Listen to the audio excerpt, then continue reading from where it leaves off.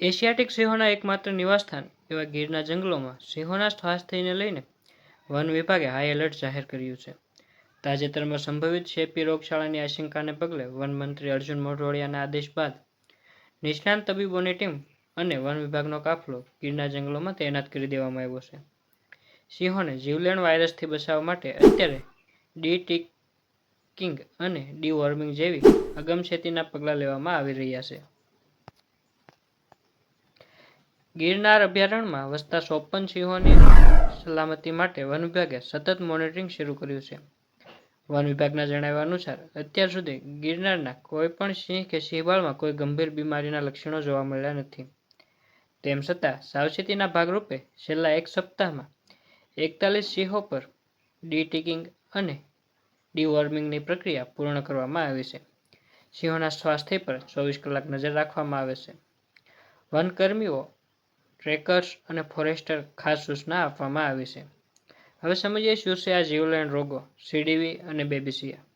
સીડીવી કેનાઇન ડિસ્ટેમ્બર virus અને બેબીસિયા ગિરનાર એશિયાઈ સિંહોમાં ફેલાતા અત્યંત જીવલેણ અને ચેપી રોગો છે. આ બંને રોગો સિંહોની વસ્તી માટે ગંભીર ખતરો ઊભો કરે છે. આ રોગોની વિગતો.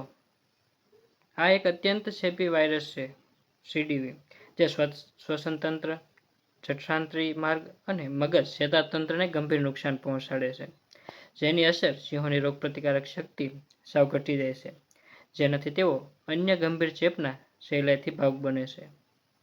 જોખમ. આ વાયરસ જીવલેણ છે અને સમયસર સારવાર ન મળે તો સિંહ માટે ઘાતક સાબિત થાય છે. બેબીસિયા. આ કોઈ વાયરસ નથી, પરંતુ ઈતરડી, કરડવાથી પ્રાણીઓના લોહીમાં પ્રવેશતો એક પરોપજીવી રોગ છે. તે સિંહના લાલ રક્તકણોનો નાશ કરે છે, જેનાથી સિંહને ગંભીર એનિમિયા, લોહીની ઉણપ થાય છે. આ રોગના કારણે તાવ આવવો, શ્વાસ લેવામાં તકલીફ પડવી અને અંગો કામ ન કરવા જેવા લક્ષણો જોવા મળે છે. હવે આ શા માટે ખતરનાક છે? જો કોઈ સિંહને સીડીવી વાયરસ હોય અને સાથે સાથે બેબીસિયાનો ચેપ પણ લાગે, તો તેની બચવાની શક્યતાઓ ખૂબ જ ન્યૂનતમ થઈ જાય છે. ગુજરાતના ગીર અને બૃહદ ગીર વિસ્તારમાં આ રોગોના કારણે સિંહોના મોત થવાના કિસ્સા નોંધાયા છે, જેને લઈને વન વિભાગ હાઈ એલર્ટ પર છે અને સિંહોના રક્ષણ માટે રસીકરણ અને અન્ય બચાવ કામગીરી હાથ ધરવામાં આવી રહી છે. નિષ્ણાતોના મતે, સિંહો માટે બે મોટા ખતરાઓ બેબીસિયા અને કેનાઇન ડિસ્ટેમ્પર વાયરસ. બેબીસિયા આ એક પ્રકારનો ચેપ છે જે ટિક્સ ચીચડી દ્વારા ફેલાય છે. તેની અસર મનુષ્યોમાં થતા મેલેરિયા જેવી હોય છે, જેનાથી સિંહોમાં એનિમિયા અને ગંભીર અશક્તિ આવી જાય છે. સીડીવી કેનાઇન ડિસ્ટેમ્બર વાયરસ.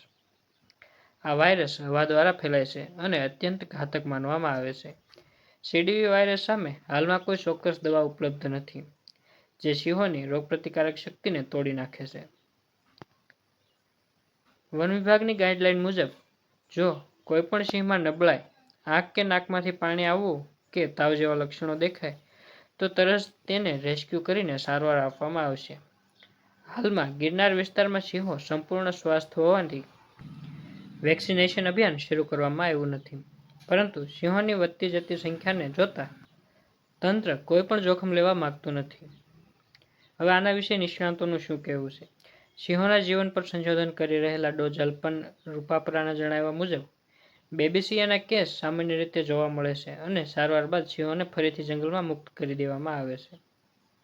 સિંહોના વસવાટ વિસ્તારમાં વધારો થતાં ભાવનગરથી લઈને પોરબંદર સુધી સિંહોનું સામ્રાજ્ય વિસ્તર્યું છે. ત્યારે વન વિભાગની આ સક્રિયતા સિંહોના અસ્તિત્વને બચાવવા માટે ખૂબ જ જરૂરી છે. હાલમાં ગીરના જંગલોમાં વેટરનરી ડોક્ટર્સ, સીસીએફ અને આરએફઓ ની નિષ્ણાત ટીમ દ્વારા સતત પેટ્રોલિંગ કરવામાં આવી રહ્યું છે.